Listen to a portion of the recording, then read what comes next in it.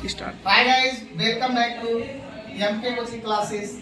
आज हम लेके आए हैं क्लास 9 का एक क्वेश्चन है। इस क्वेश्चन में क्या है, एक शंकु है, उस शंकु के त्रिज्या और ऊंचाई में अनुपात दे दिया है 3:4 और उसका आयतन दे दिया है कि 301.44 सेंटीमीटर क्यूब है। यानी उसकी त्रिज्या और ऊंचाई में अनुपात दिया है और उसका आयतन दे दिया है। तो ज्ञात क्या करना है, उसका त्रिज्या निकालना है और त्रिज्या की ऊंचाई निकालना है। यानी इस शंकु का त्रिज्या क्या होगा ये, और त्रिज्या की ऊंचाई ये क्या है, क्या होगा। तो सबसे पहले क्या करेंगे, हम आयतन का फार्मूला पहले इसको मान लेंगे कि त्रिज्या और ऊंचाई में अनुपात है 3x और 4x का अनुपात है। और शंकु का आयतन का फार्मूला होता है, शंकु का आयतन दिया हुआ है तो 301.44 ये आपका शंकु का आयतन दिया है। तो शंकु का फार्मूला लगा देंगे। आयतन का फार्मूला होता है 1/3 πr²h। ये फार्मूला लगा दिए और ये आपका इतना आयतन दिया हुआ है। अब क्या करेंगे, वैल्यू पुट करेंगे। तो ये आपका 1/3 है, पाई का मान पहले से दिया है कि 3.14 ही रखना है, बाई के साथ नहीं रखना है। तो 3.14 रख दिए और r का मान 3x रखेंगे, पावर लगाया तो पावर लगा दिए। x का मान 4x रखेंगे तो x का मान यहाँ पे आपका 4x माना गया और ये आपका आयतन इधर रख देंगे। अब इसको हल करना सीखे, इसको 2 बार लिख दिए अगले स्टेप में, बाकी सब चीज ऐसे सेम उतार लिए। इसको 2 बार खाली लिख दिया गया, बाकी सेम उतारा गया है, बाकी इधर भी सेम उतारा गया।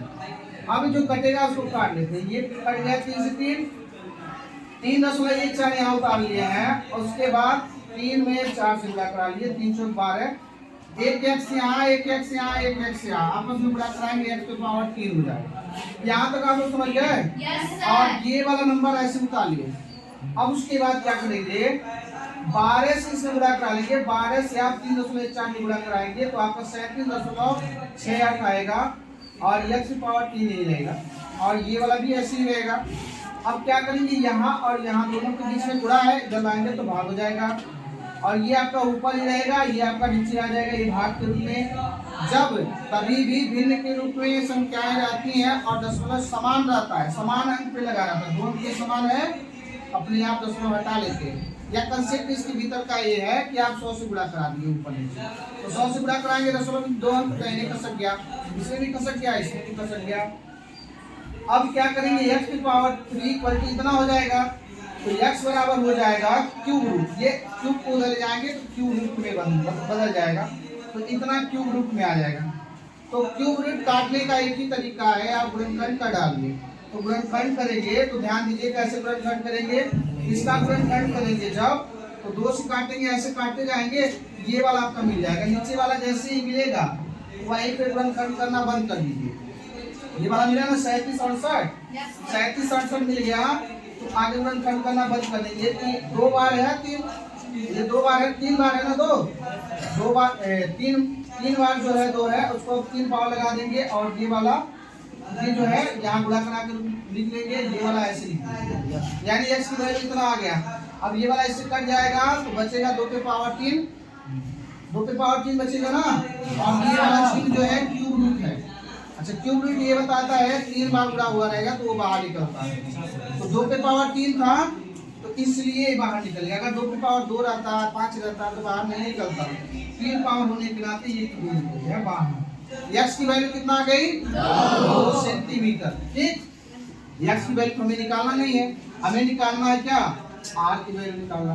तो r बराबर 3x माना गया है, तो x की वैल्यू 2 रखेंगे तो x की वैल्यू 6 आ जाएगा, 3 दूनी 6। और h की वैल्यू निकालना रहेगा तो 4x यहाँ पे माना गया है, 4x यानी x की वैल्यू रखेंगे आप 2 तो 8 बनेगा।